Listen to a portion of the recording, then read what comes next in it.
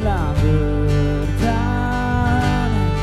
Walau dihancurkan, disakiti, kau tetap berdiri di sini untuk Indonesia. Jadilah legenda, kita bisa dan percaya. Lihatlah hujan indahnya, bergemulainya pohon kelapa. Para gadis yang mulai menari kibarkan merah putih untuk Indonesia. Kita punya semua, seribu budaya dan kekayaan alam yang takkan terkalahkan untuk Indonesia. Jadilah legenda, kita bisa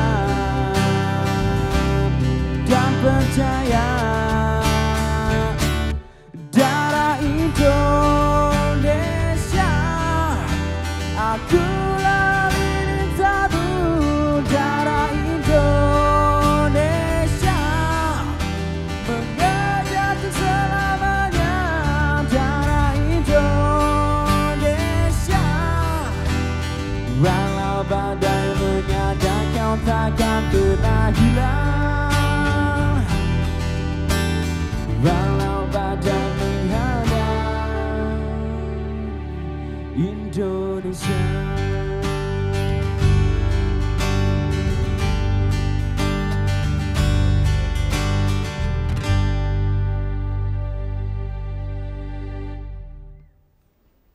Halo pemirsa, apa kabar? Bahagia rasanya saya Artika Amelia dapat kembali menyapa Anda selama 1 jam ke depan di program Ranah Publik kerjasama Dinas Kesehatan Daerah Istimewa Yogyakarta.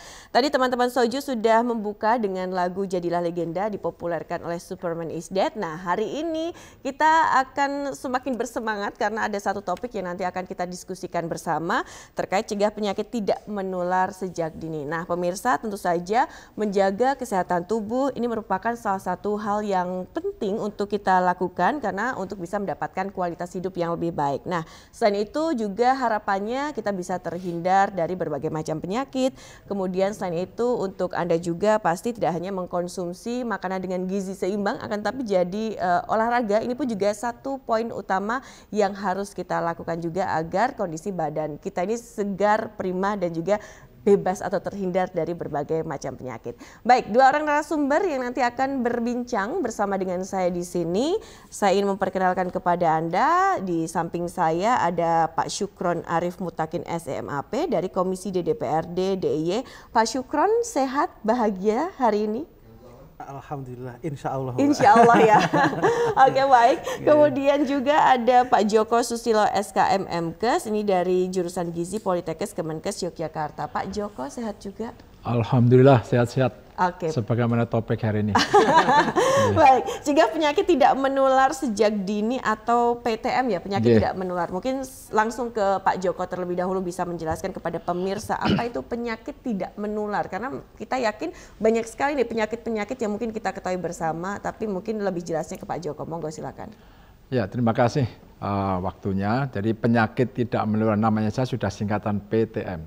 Jadi satu kondisi penyakit atau gangguan kesehatan yang tidak bisa ditularkan orang ke orang.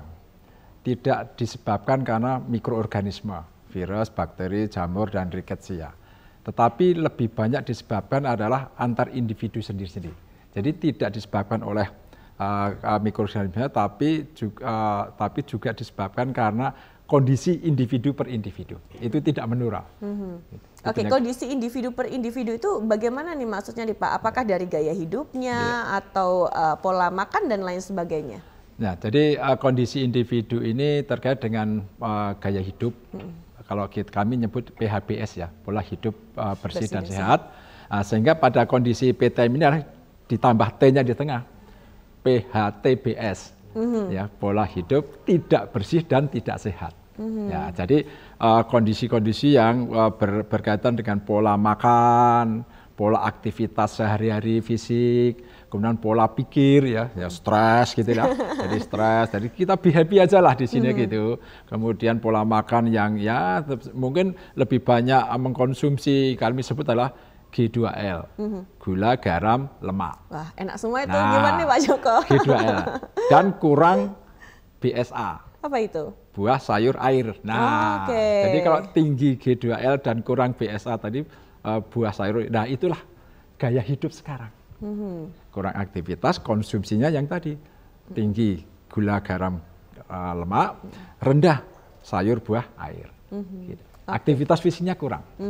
Oke, baik. Tapi kalau kita lihat juga kan kayak semacam bagaimana kita nantinya bisa membentuk pola pikir, menyadarkan masyarakat bahwa yuk kita bersama-sama mulai dari dini, sejak dini untuk berperilaku hidup sehat dengan mengkonsumsi yang tadi disebutkan itu. Ya, memang topik kita deteksi dini ya, deteksi sejak dini. Itu khusus untuk PTM, pola penyakit tidak menular ini sangat berbeda dengan PM, penyakit menular. Kalau penyakit menular itu mungkin kita berhadapan gini agak khawatir. Oh iya, ya. oke. Karena batuk, pilek itu. Batuk pilek seperti COVID kemarin. Baik. Tapi kalau PTM ini, mungkin saya katakanlah PTM, ini enggak ya aman-aman saja. Jadi kayaknya masyarakat memang belum sadar benar bahwa PTM ini ada di setiap orang, ada potensi di setiap orang. Ya. Jadi kita harus sadar bahwa diri kita itu sebenarnya individu PTM yang kemungkinan besar akan tercetus pada suatu hari. Jadi memang perlu disadarkan gaya hidupnya, kemudian gaya aktivitasnya, kemudian tadi be happy tadi. Ya.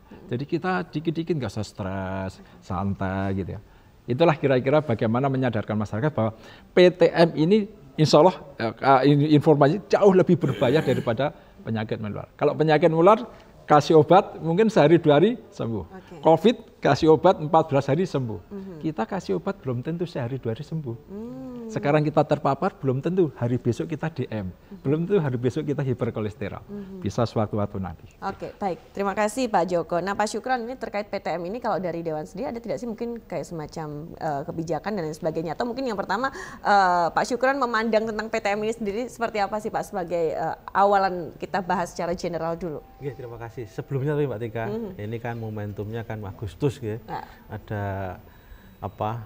2 hari besar. Pertama saya ulang tahun, selamat HUT RI ke-78, yang kedua selamat ulang tahun juga untuk TVRI ya, ke-36 ya. TVRI Jogja yang ke-58 ya, semakin jaya mengudara di dunia persiaran di Indonesia ya. Nah, kemudian kita ngomong soal PTM ya, penyakit tidak menular. Memang penyakit tidak menular ini kan tidak secara langsung penyebabnya adalah faktor-faktor medis apa ya di luar itu, tapi faktor-faktor karena gaya hidup. Nah ini memang ya susah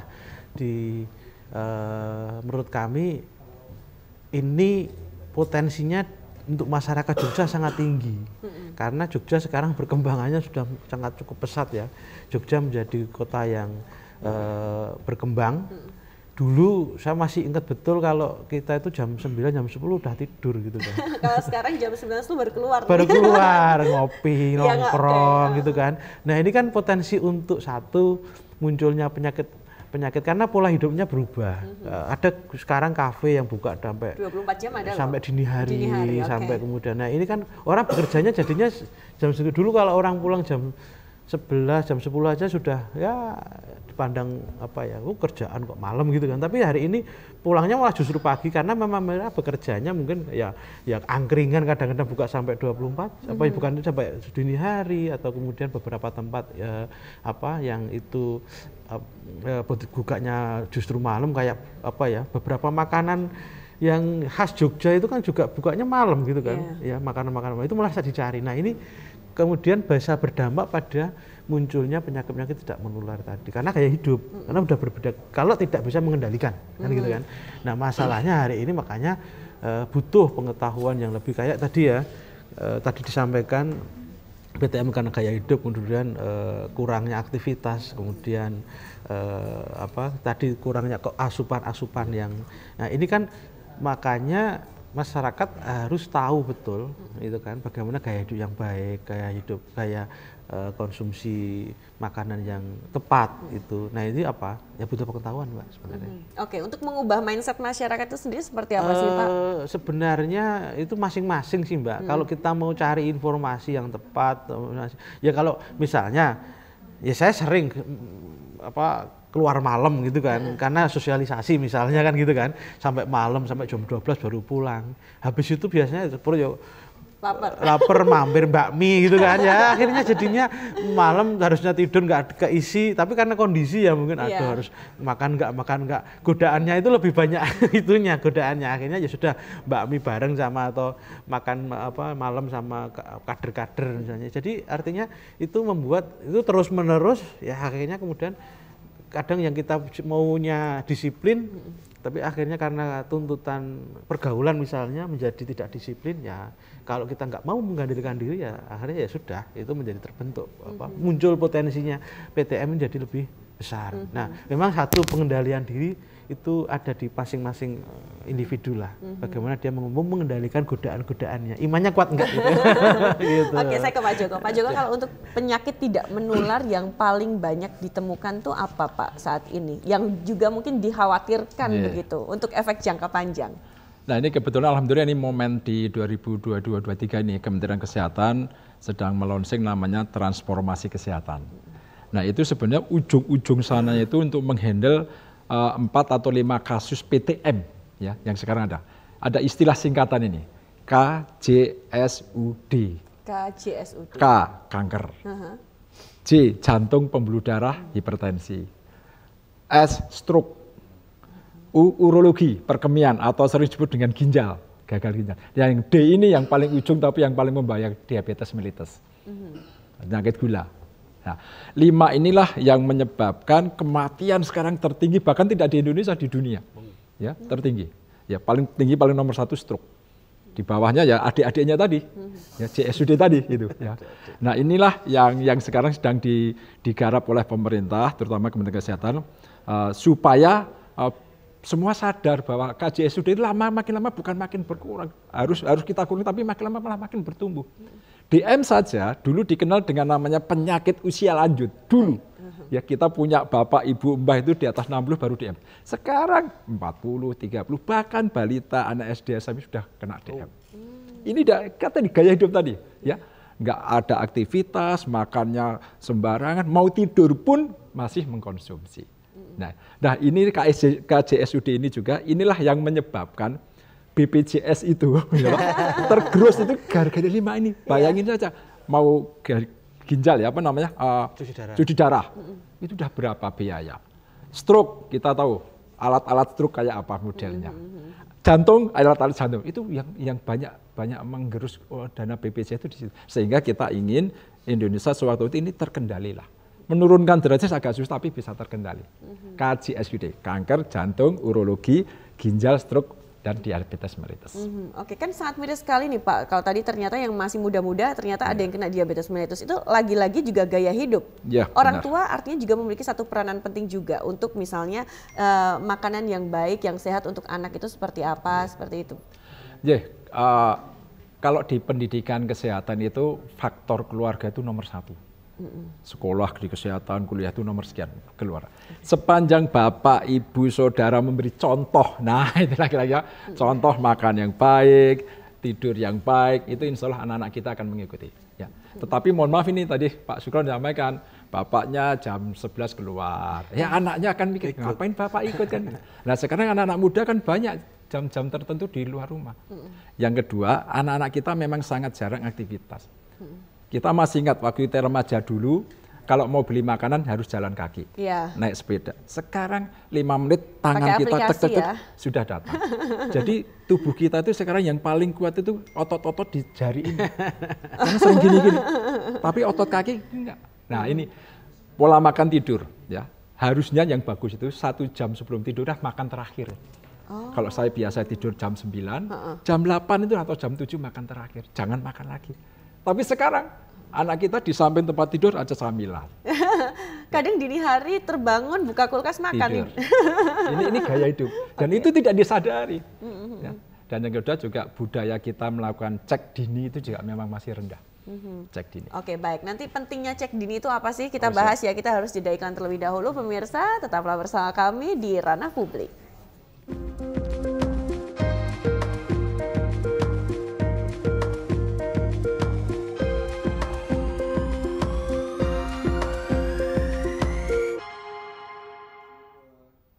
Terima kasih pemirsa, Anda masih bersama kami di Ranah Publik kerjasama Dinkes DIY dan kita masih membahas mengenai cegah penyakit tidak menular sejak dini. Saya ke Pak Joko kembali. Pak, tadi cek dini itu juga penting. Nah itu cek dini itu sebaiknya itu dilakukan kapan dan apa manfaat dengan kita melakukan cek dini kesehatan kita? Deteksi dini atau cek dini itu satu tindakan sebelum kejadian itu berlangsung, sebelum gangguan itu berlangsung. Nah itu kalau dulu ada istilah general check up, gitu. Orang masyarakat memandang itu mahal biayanya, gitu. Bahkan ratusan, bahkan bisa jutaan. Itu kalau dulu memang umumnya itu 6 bulan sekali, minimal 1 tahun sekali. Sekarang itu sebenarnya akan lebih bagus yang murah-murah saja cek dini untuk mendeteksi gangguan-gangguan kita ada atau tidak. Ya misalkan yang paling sederhana yang sekarang banyak dipromosikan itu adalah satu gula darah, yang kedua kolesterol, yang ketiga asam urat, yang terakhir adalah hipertensi, tensi, tekanan darah.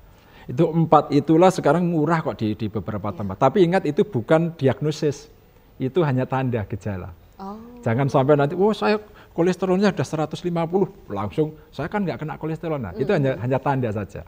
Ya, kalau general check up ya itu baru diagnosis. Ya. Nah ini 4 ini adalah deteksi dini. Ya kalau bisa itu minimal 6 bulan sekali, lebih bagus ya sebulan sekali. Itu saya seingat saya ada di beberapa tempat itu 50.000 itu sudah bisa 4 atau 5 indikator itu. Ya, sehingga kalau kita tahu, saya kok kolesterolnya tinggi, berarti besok harus mengurangi apa. Saya kok sekarang hipertensi, berarti saya harus, mungkin kemarin banyak stres, banyak kerja kan gitu. Ya, ini kok gula darahnya tinggi, berarti besok saya harus makan apa. Dan itu deteksi dini sebenarnya, itu contoh deteksi dini sederhana. Di samping masyarakat juga mengenal gejala-gejala. Ya, misalkan tengkuk saya kok agak kaku-kaku kan, ini kemungkinan kolesterol. Betul. Kok pinggang saya agak capek-capek, kemungkinan ada asam uratnya tinggi. Perjarian ini, persendian ini kok kaku-kaku, nah itu asam urat. Nah itu adalah tanda-tanda yang perlu disosialisasikan terus ke masyarakat tentang PTM ini. Gitu. Nah deteksi dini itu pun juga bisa dilakukan kepada anak-anak juga atau bagaimana? Semua bisa dilakukan. Apalagi mohon maaf ya kalau di keluarga itu sudah punya ada potensi resiko. Nah bapaknya menurut saya ini, bapaknya gemuk, obesitas, ibunya obesitas, anak obesitas, ini adalah keluarga berisiko. Jadi kalau kita sudah merasa obesitas, ini berarti saya punya peluang untuk kejadian diabetes, kemudian jantung, ya, stroke gitu. Jadi harus kita jaga supaya untuk jaga itu harus deteksi dini, termasuk pada anaknya.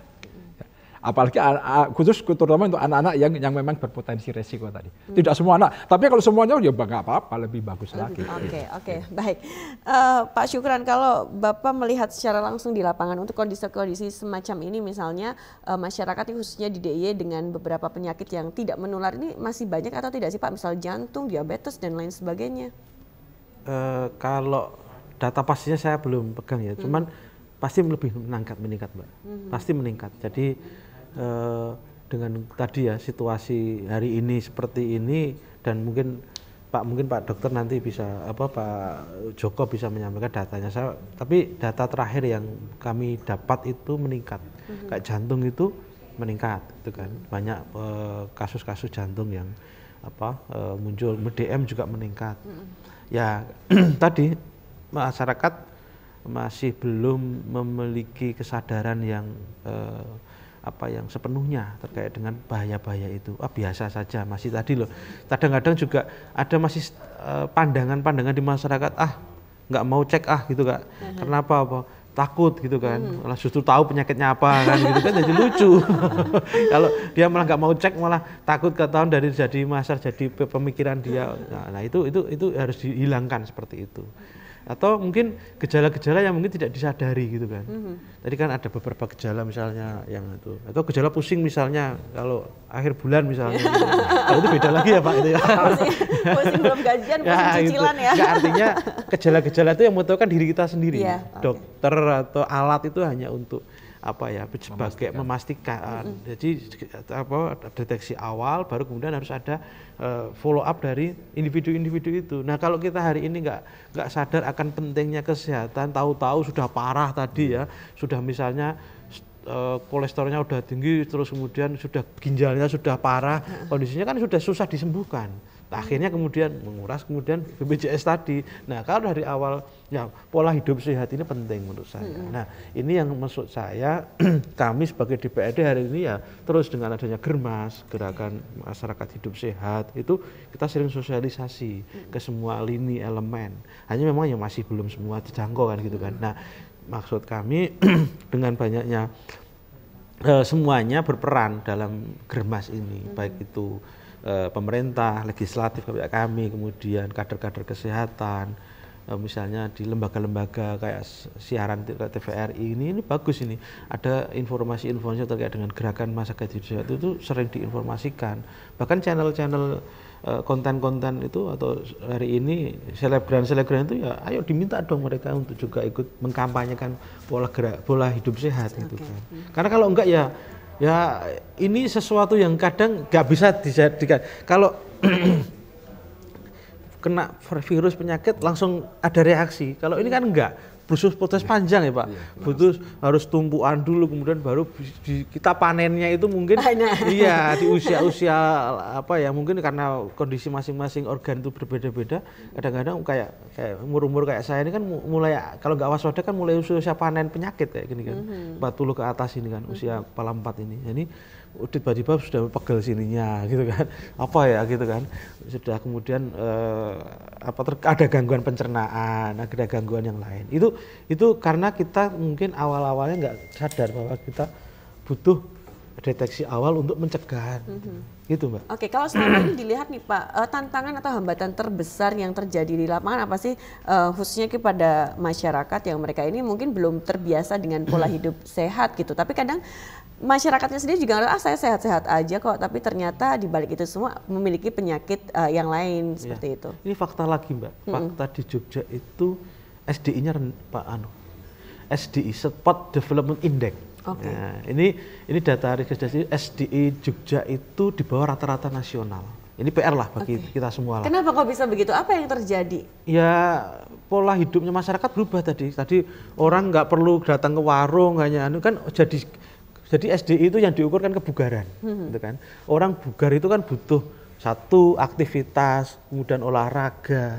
Nah ini sekarang olahraganya mungkin ada yang memang meluangkan waktu untuk olahraga, tapi lebih banyak orang itu mager gitu kan, malas gerak kan gitu kan. Olahraga aja mungkin sekarang kalau dulu di kampung-kampung itu masih banyak olahraga permainan yang itu bisa berpotensi untuk menambah kebugaran misalnya. Nah, sekarang sudah banyak nggak dilakukan mungkin tanahnya sudah nggak ada. Yang dulu kalau saya sepak bola itu nggak harus ke lapangan kok, di ruang-ruang di kampung itu ada kok, masih kita tinggal masang pring itu bambu ya itu tinggal nanti buat tempat untuk gawangnya, tinggal kita main di situ, atau mungkin tinggal masang bambu tinggal untuk badminton atau itu bisa. Sekarang mungkin sudah habis lahannya buat perumahan ya, atau mungkin ya hari ini satu memang ya tingkat kebugaran masyarakat di Jogja itu rendah, kita di bawah rata-rata. Nah, ini masih PR bagi kita, makanya kita dorong nanti bagaimana kemudian masyarakat kembali lagi untuk beraktivitas. Tidak hanya pas Agustusan kayak gini ya, orang berlomba-lomba, habis nanti September, Oktober, November enggak lagi gitu kan. Tapi harus sepanjang hari, sepanjang masa aktivitas untuk meningkatkan kebugaran, menjaga kebugaran itu harus dilakukan masyarakat. Kesadaran diri. Tapi anggarannya ada juga Pak? Ya kita anggarkan dong, karena ada mandatory spending 10% untuk kesehatan, itu kita dorong ke sana. Meskipun di Undang-Undang Kesehatan terbaru itu tidak muncul mandatory spending itu, tapi kami lah sebagai Dewan akan komitmen lah untuk ke sana dalam rangka untuk meningkatkan SDI maupun yang lain-lain gitu. Oke, baik. Pak Jokowi kalau berbicara tentang olahraga nih, masih bisa dibilang juga masyarakat di DIY itu mereka belum sadar akan pentingnya olahraga yang memberikan dampak baik untuk kesehatan kita, atau bagaimana sih Pak? Ya, sebenarnya kalau dilihat dari konteks kebiasaan fisik ya, itu nggak sulit saya kan.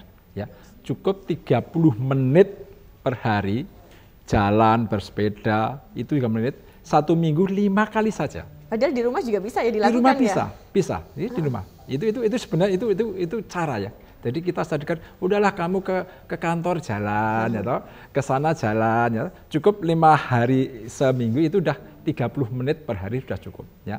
Tetapi kadang-kadang kita tuh ya tadi ya sudah ada transportasi yang tidak menggunakan aktivitas fisik gitu. Kemudian kalau kita jujur saja, kita datang ke Malioboro lah, ini Pak Dewan ya, Malioboro ya. Itu ternyata yang jalan-jalan di sana itu justru bukan orang Jogja. Oke, malah luar Wisatawan Jogja ya. gitu. Jadi, Malioboro rame orang Jogja olahraga, belum tentu itu justru banyak orang yang bersepeda mungkin orang Jogja ya, tapi yang jalan-jalan sana bukan. Oke, nanti kita lanjutkan kembali, kita harus jeda dulu, tapi ada satu lagu persembahan untuk Anda pemirsa. Kembali ini Soju dengan lagu Saat Bahagia yang dipopulerkan oleh Ungu. Spesial untuk Anda.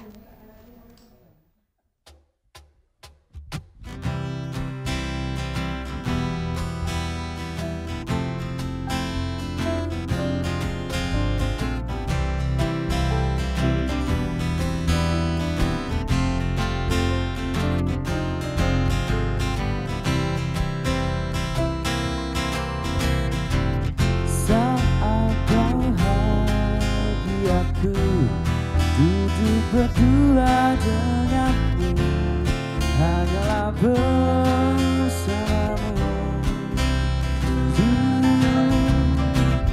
Mungkin aku terlanjur tak sanggup jauh dari dirimu.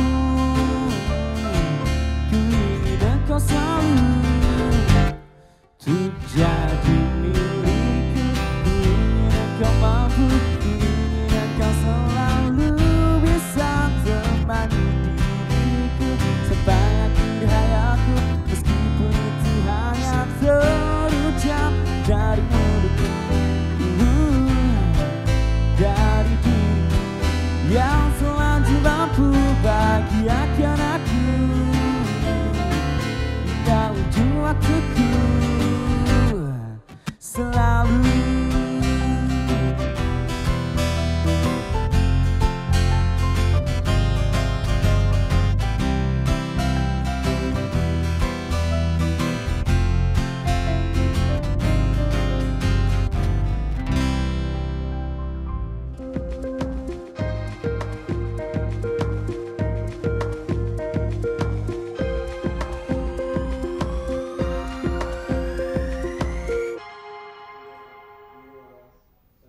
Terima kasih pemirsa, Anda masih bersama kami di Ranah Publik kerjasama Dinkes DIY dan kita lanjutkan kembali untuk perbincangan kita. Saya ke Pak Joko lagi. Pak, sebenarnya PTM itu lebih berbahaya tidak sih dengan penyakit menular kalau kita bandingkan maksudnya? Ya kalau antar perbandingan mungkin tidak bisa diperbandingkan. Dua-duanya bahaya. Ya. COVID itu penyakit super menular kemarin. Ya. Orang nggak care, jatuhlah dia. Nah PTM itu super menular juga, cuma tidak kelihatan tadi disampaikan Pak Sukron, tidak kelihatan. Saya sekarang minum manis, besok DM enggak. Sekarang saya DM, kemudian besok gagal ginjal enggak. Masih butuh waktu. Jadi sama-sama bahaya. Yang ini bahaya jangka pendek, sehari, 2 hari, seminggu. Yang ini bahaya jangka tahunan. Ya, yang akan dipetik hasilnya itu nanti pada saat usia-usia tertentu. Ya. Simbah kita dulu itu, mbah-mbah dulu, kita bisa tahu usianya panjang-panjang, badannya masih bagus, karena dia mungkin resiko PTM-nya waktu mudanya enggak. Sekarang itu udah banyak itu kalau lelayu itu ya pada usia-usia tertentu. Karena apa? Nah di rumah sakit itu sekarang banyak yang kasus-kasus kematian itu ya tadi lebih banyak KJSUD tadi, kanker jantung tadi. Jadi sama bahayanya, tidak bisa diperbandingkan. Kalau ini harus ditangani segera, karena kalau tidak yang menular tadi ya. Kalau ini ditanganinya dengan perilaku, dengan gaya hidup, dengan perilaku, supaya tidak memetik hasil kasusnya di lain hari. Oke, nah ini kalau misalnya tentang jantung nih, jantung itu kan tidak menular tapi bisa juga bawaan seperti itu. Nah kalau misalnya kita sudah tahu kalau kita terkena penyakit jantung, antisipasinya apa yang bisa dilakukan nih Pak? Ya jadi kalau khusus jantung ya, jantung itu adalah jantung itulah organ yang paling akhir dihidupkan oleh Tuhan, tapi paling awal tanda-tanda kematian. Begitu jantung mati semuanya mati. Ya.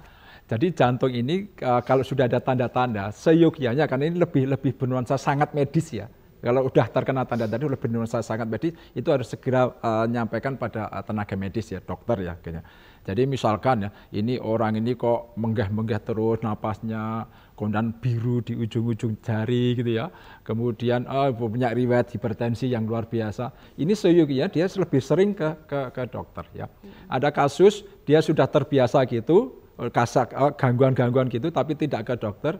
Begitu ke dokter sudah tahapnya stadiumnya agak lanjut ya. Ya harus pasang ring lah, pasang ini, pasang itu. Bahkan ada bypass. Bypass itu adalah pembuluh darahnya di bypass kan gitu, untuk supaya aliran darah lancar ya. Lancar. Ini kan aliran darah itu kan seperti pipa ya. Kalau itu numpuk kolesterol di situ lama-lama darahnya nggak bisa lewat. Begitu darah nggak bisa lewat, begitu nanti yang kena otak stroke, kurang oksigen kan gitu. Karena darahnya nggak masuk gitu. Nah untuk itu karena di bypass. Tapi kalau masih bisa jalan dipasang ring ya supaya aliran darah lancar. Nah hal-hal seperti inilah masyarakat itu yang harus sadar bahwa kalau saya sudah punya gejala-gejala gangguan jantung, punya riwayat ya keturunan bapak saya dan seterusnya jantung, ini memang harus lebih hati-hati. Segera datang ke tenaga medis untuk diberikan tindakan yang semestinya. Kalau dari pola hidupnya nah harus dijaga tadi, olahraga ringan, ya, kemudian makan yang bagus, kurangi goreng-gorengan. Ya sekarang goreng-gorengan banyak sekali kan gitu. Gimana nih Pak Joko, gorengan tuh enak sekali tapi itu menimbun kolesterol juga ya. Ya kalau kita di gizi itu memang apa ya? Apa gimana sih sebenarnya boleh konsumsi atau makan goreng-gorengan tapi tidak berlebihan begitu atau bagaimana baiknya nih? Jadi saya katakan G2L ya. Garam itu sehari itu kalau dikonversi sekitar 5 gram atau 1 sendok teh garam. Padahal asin-asinnya juga enak nih. Jangan asin-asin ya. Yang kedua gula. Gula itu 4 sampai 5 sendok makan sehari. Ya. Jadi kalau kita bikin kopi itu udah dihitung aja ini. Ini Pak Sugeng dikasih kopi berapa sendok kan nggak diberitahu beliau. Ini itu udah dihitung. Kemudian lemak, minyak itu 4 sampai 5 sendok sehari. Nah, kalau sudah seperti itu, ya seyogianya gorengannya dikurangi. Tapi kalau sehari-hari saya makan dengan di steam, kemudian direbus, dikukus, ya boleh makan goreng-gorengan untuk mencukupi tadi. Lemak itu memang penting. Ya, gitu. Nah, itulah artinya pembatasannya tergantung dari yang kita makan hari-hari ini. Kalau saya hari ini, tadi pagi saya rebus, nanti siang kukus. Nah, berarti sore bolehlah makan gorengan. Tapi kalau sudah makannya sebal santan, ya toh, itu ya beresiko. Yogyakarta ini Pak Sugeng saya sampaikan, Yogyakarta sebenarnya berpeluang untuk kasus-kasus yang DM. Karena makanan kita itu khasnya kan gudeg. Manis ya. Nggak manis bukan Jogja katanya kan gitu. Gorengan juga banyak. Jadi itu memang masyarakat harus diberi hati-hati. Gitu. Oke, jadi yang bisa memanage adalah diri kita sendiri ya. Oke, untuk menjadi bisa lebih sehat juga dan olahraga itu juga paling penting. Nah, ini nih untuk Pak Sugeng nih apalagi anggota dewan ya, banyak sekali aktivitasnya, makanan juga kurang teratur. Nah, tingkat stresnya juga tinggi, stresornya ini kan juga sangat rentan dengan hal-hal yang demikian nih Pak. Mungkin ada sedikit tips deh nih untuk mengantisipasi ataupun kita bisa berpola hidup sehat berkaca dari anggota dewannya. Ya, ini saya Mbak, saya cerita ini teman kita dalam periode ini sudah 5 yang ada. Dan rata-rata ya PTM. Ada juga yang COVID ada, tapi karena memang dia punya riwayat ini PTM gitu kan. Itu udah 5 Mbak periode ini Mbak. Luar biasa yang memang kami selalu diminta untuk selalu menjaga karena ya aktivitas kami memang tinggi, kemudian pola kadang-kadang kalau sudah makannya juga kadang-kadang ya apa aja dimakan, kadang bukan apa saja cuma kan apa yang mungkin sedang di semua, misalnya kayak kita pas di hotel gitu kan apa itu semua gitu, banyak kan gitu pilihannya. Kadang-kadang kalau nggak mampu ngontrol ya kita akan itu berlebihan. Terus tapi ya alhamdulillah ini di Sekretariat Dewan kan juga tiap 1 tahun sekali dicek gitu kan, 1 tahun sekali dicek untuk apa ya.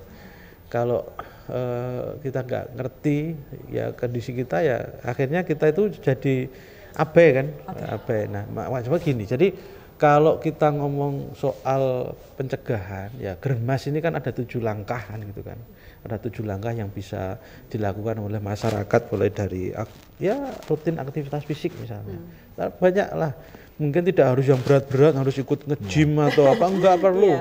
Kalau pagi jalan-jalan atau kemudian hanya di sekitar lingkungan situ, atau kalau punya sepeda ya sepeda muter kampung sekaligus sosialisasi, bisa menyapa masyarakat yang tetangganya, atau sambil beli sarapan misalnya, sambil juga nanti nyepeda, itu kan lebih enteng-enteng seperti itu. Atau kalau sore misalnya atau pas libur misalnya bersih-bersih rumah kan gitu kan, kadang-kadang bersih-bersih rumah aja masih minta tolong kan gitu kan, repot gitu kan. Ya. Sekarang sapu pun juga sudah ada yang kayak robot itu, jadi malas kita nyapu.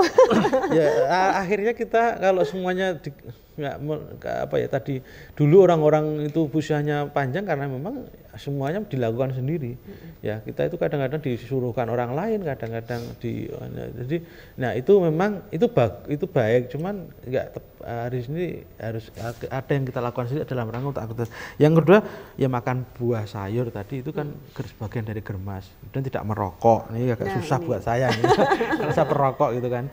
Ya, kemudian tidak mengkonsumsi makanan beralkohol, kemudian melakukan pemeriksaan kesehatan secara berkala, menjaga kesehatan lingkungan sama menggunakan jamban yang sehat. Nah, ini 7 hal yang itu dilakukan untuk gerakan masyarakat hidup sehat. Kalau itu diterapkan, saya kira potensi untuk munculnya PTM juga bisa dikurangi lah faktor-faktor risikonya tadi.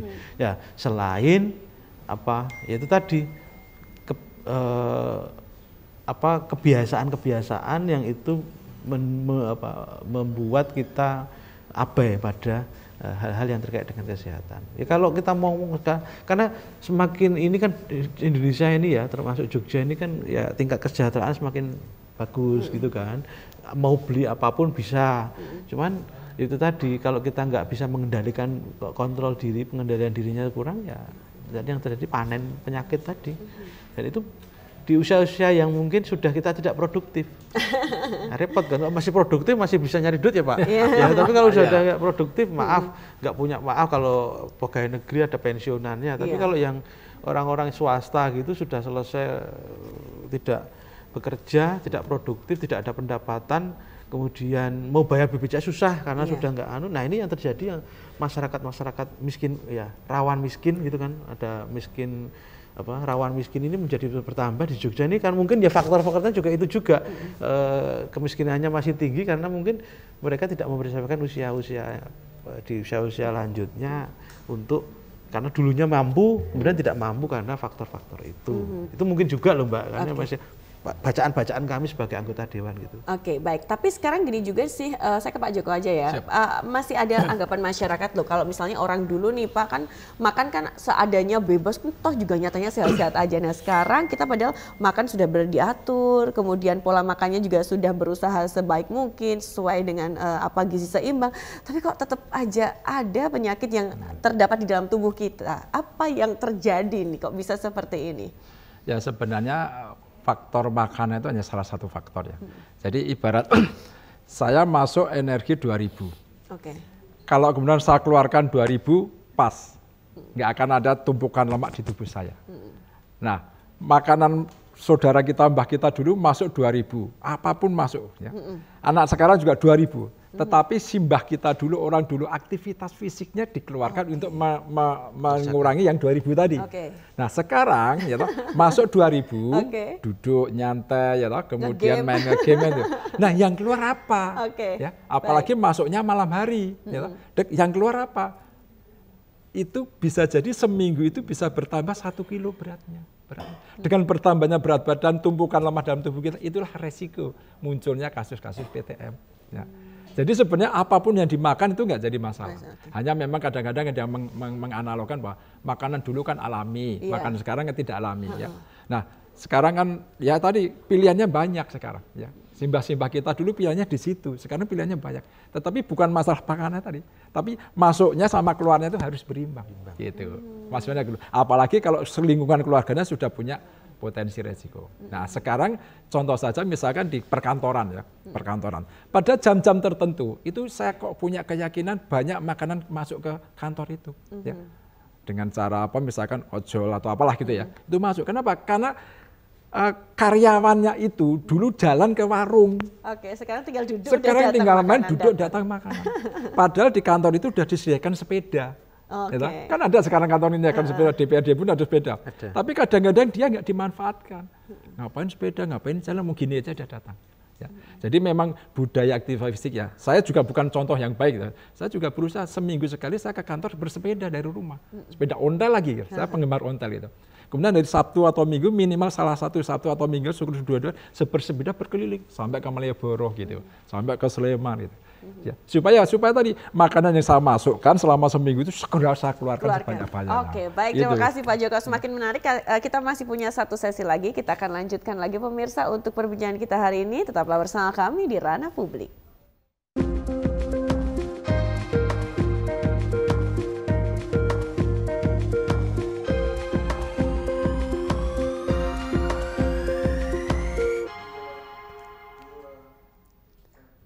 Kita di segmen akhir Ranah Publik, pemirsa, kita lanjutkan kembali untuk obrolan kita hari ini. Saya lanjut ke Pak Syukron. Pak Syukron, ini penting juga ya adanya misalnya kader-kader pemberdayaan masyarakat untuk pengendalian PTM nih, khususnya mungkin di tingkat desa, kecamatan dan lain sebagainya.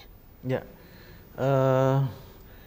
memang kader-kader ini sangat penting dalam rangka untuk menginformasikan terkait dengan budaya hidup sehat.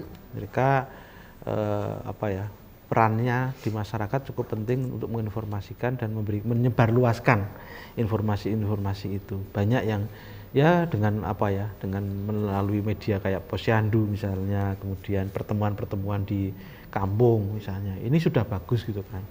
Nah, memang kembali lagi sebenarnya kalau kita mau sehat itu informasi apapun pasti itu gampang sebenarnya diterima melalui kader, melalui pemuka-pemuka masyarakat, melalui pemuka-pemuka agama. Sebenarnya kan kita dorong aja, digencarkan memang. Hanya memang ya nyun sewu ya itu tadi kembali lagi ke pribadi kalau saya kalau pribadinya mau sehat gitu kan, dia mau mencari sendiri informasi mencari itu kan. Nah, maksud kami hari ini kita itu sebenarnya kesehatan itu harus ditanamkan sejak dini sebenarnya. Pengetahuan tentang budaya hidup sehat, budaya pencegahan penyakit-penyakit itu potensi munculnya penyakit itu ditanamkan sejak dini. Mulai PAUD, mulai TK itu harus diberikan pemahaman itu. Kalau terbiasa dari kecil, saya kira budaya kemudian melakukan budaya hidup sehatnya terbawa terus sampai remaja bahkan sampai dia tua. Jadi yang pertama saya lakukan menurut saya hari ini bukan kemudian sosialisasi pada orang-orang yang sudah punya resiko besar gitu, tapi orang sejak dini dari mulai pendidikan sejak dini itu diberikan pemahaman itu dan dibiasakan. Orang tuanya nanti tinggal mengikuti gitu kan. Kadang-kadang kan kita itu kalah sama anak-anak kita ya Pak. Di sekolah diajarin gitu kan, tapi kemudian dia bawa ke rumah, orang tuanya tidak melakukan sesuatu yang contoh yang baik tadi, akhirnya dia yang dipandang orang di rumah aja orang tua aku nggak melakukan itu, akhirnya dia mengikuti pola-pola orang tua tadi keluar malam tadi ya Pak. Nah, maksud saya hari ini selain anak-anak satu pendidikan itu juga diberikan tentang pola hidup sehat itu. Yang kedua, orang tua juga diberikan pendidikan lewat apa? Ya media-media pertemuan orang tua wali siswa. Tapi kadang orang tuanya sibuk nih Pak. Nah itu tadi karena perkembangan zaman kan itu kan kayak gitu. Cuman saya kira kesadaran itu harus memang dibentuk. Sibuk pun sibuk itu kan semua orang pasti gitu kan punya kesibukan. Cuman di sela-sela kesibukannya, kemudian di sela-sela aktivitasnya, mosok ya nggak punya waktu khusus gitu kan. Meskipun saya sendiri kadang-kadang ya Indonesia kalau saya keluar kota pasti saya raketang sebentar kita muter-muter di lingkungan situ, atau kadang ya renang misalnya untuk menjaga kebugaran. Itu pentingnya menjaga kebugaran itu ya harus dari diri sendiri dan dorongan lingkungan. Ya kalau kita kumpulnya orang-orang yang memang abai pada kesehatan ya kita akan sama kan gitu kan. Kalau malam begadang misalnya, ya memang seneng gitu kan. Tapi faktor nanti resikonya akan kita tunai di kemudian hari itu yang kita kadang-kadang lupa. Hari ini kadang nggak bisa sebulan, sehari 2 hari langsung dirasakan, harus tahunan. Iya. Kalau flu kena virus langsung kena, minum obat langsung istirahat, tidur selesai. Nggak langsung reaksinya badan itu langsung ada faktor kita rasakan. Tapi kalau ini kan enggak, jantung itu harus butuh bertahan, kecuali yang bawaan tadi ya. Tapi yang PTM ini butuh panjang, dan kalau kita tahunya sudah parah, nah itu yang repot. Makanya budaya hidup sehat, perilaku hidup bersih dan sehat itu juga dijalankan sejak dini dan mulai dibiasakan di keluarga dulu. Di keluarga dulu Mbak, jangan kemana-mana dulu. Keluarga kecil dulu aja, satu rumah itu menerapkan itu, dan semua menerapkan itu, kemudian komunitas di lingkungannya, kemudian di RT, RW, Dukson dan yang lain-lain. Itu terbentuk dengan sendirinya dan menjadi karakter budaya masyarakat Indonesia. Jogja misalnya hari ini sampah misalnya. Oh iya. Ya ini budaya membuang sampah aja susah gitu kan. Piungan ditutup, akhirnya orang bengok-bengok bingung mau buang sampah kemana. Harusnya kan bisa mendaur ulang, mengubur, menyimpan atau mendaur ulang. Ini kan budaya sebenarnya. Nah, dari mana? Ya dari kita sendiri. Oke. Nah Pak Joko, bisa dikatakan bahwa sebenarnya kesehatan itu adalah investasi masa depan. Nah tentunya kan perlu hal-hal yang dilakukan sejak dini juga, misalnya khususnya untuk anak-anak yang nantinya agar tidak beresiko juga terkena PTM. Apa yang harus dilakukan selain untuk meningkatkan kesadaran masyarakat yang khususnya untuk orang tua? Ada istilah ya, mencegah itu lebih baik daripada mengobati. Ya. Mencegah lebih baik daripada mengendalikan. Ya. Jadi untuk hal-hal supaya tidak berlanjut panjang tadi ada 2 kata, pencegahan dan pengendalian. Ya.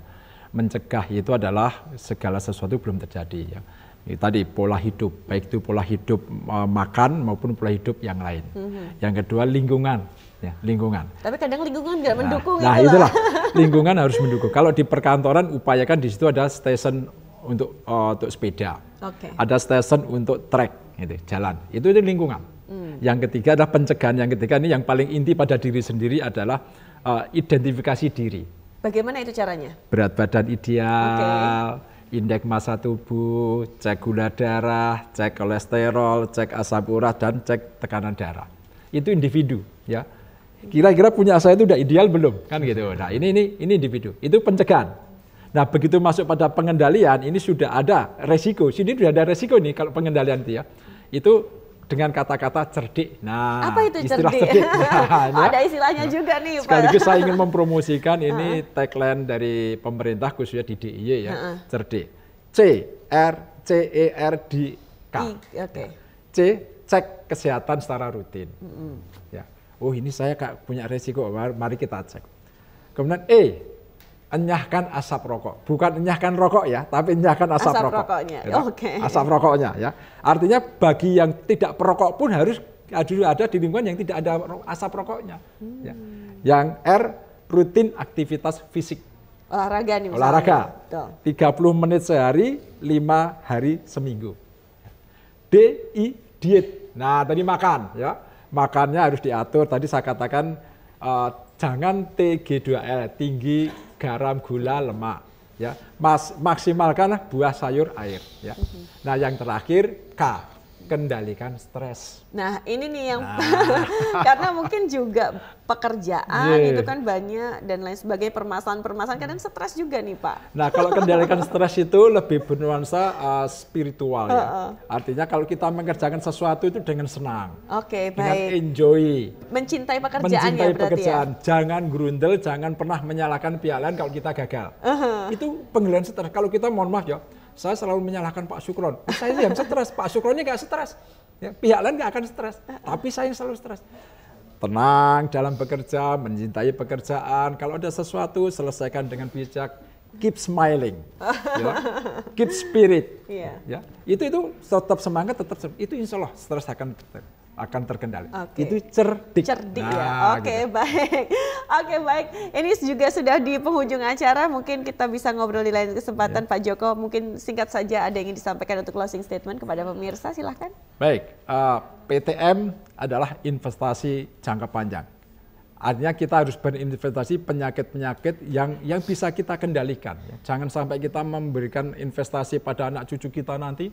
Ya, saya sudah tua nanti yang repot, bukan repot ya, mungkin yang akan berusaha banyak anak cucu saya. Ya. Supaya kita nanti di tua itu enjoy, senang, tidak merepotkan orang lain. Cegahlah PTM, kendalikan PTM sejak dini. Oke, baik. Terima kasih Pak Joko. Pak Syukron, silahkan. Ya, untuk mencegah PTM muncul itu adalah dengan apa? Selalu melakukan melaksanakan gaya hidup sehat gitu aja, Mbak. Jadi kita kalau kendalikan apa ya, aktivitas yang mungkin itu berpotensi pada munculnya penyakit-penyakit yang itu tidak kita inginkan di kemudian hari. Baik, terima kasih Pak Syukron dan juga Pak Joko untuk insight-nya hari ini. Kita bersama-sama mulai dari diri kita untuk bergaya hidup sehat. Nah, olahraga penting, jangan stres juga. Keep smile tadi kalau kata Pak Joko. Don't worry, be happy. Don't worry, be happy. Oke, baik. Gak ada uang tetap happy juga ya Pak ya.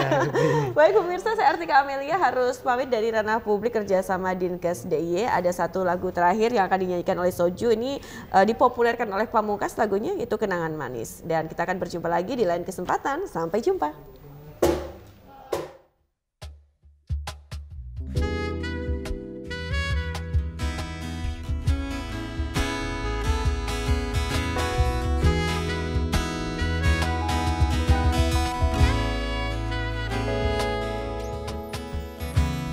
Tolong terlepas tanpa ada makna, cerita lama yang selalu dibawa. Diam-diam hati ini mengerti, teringat dan jadi cinta tentangmu,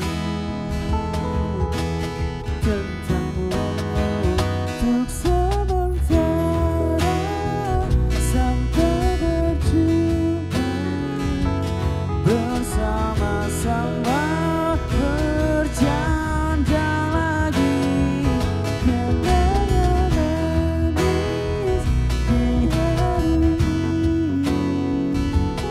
Jadi alasan untuk kembali.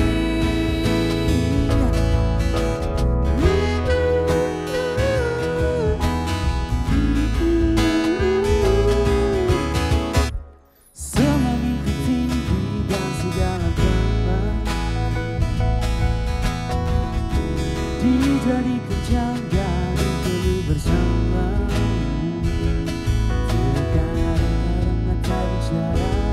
Seakan-akan semua rahasia, oh kebodohan antara kita jadi